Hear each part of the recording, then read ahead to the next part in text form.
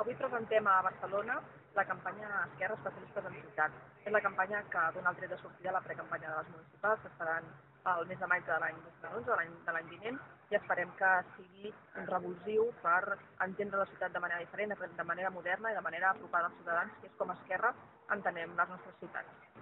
Esquerra sempre ha apostat per la promoció local.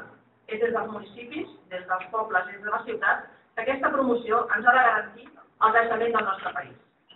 Des d'Esquerra volem que les nostres ciutats potenciïn els sectors dels emprenedors, les empreses i també els comerços, fent-los competitius, però sobretot adaptats a la nova realitat econòmica i social. Per això, des d'Esquerra, defensem un model de promoció i desenvolupament molt clar. La resistència al canvi és un factor conservador. El vivim moltes vegades en Convergència i Unió quan s'ha negat a secundar una llei de vegueries o una llei de consultes.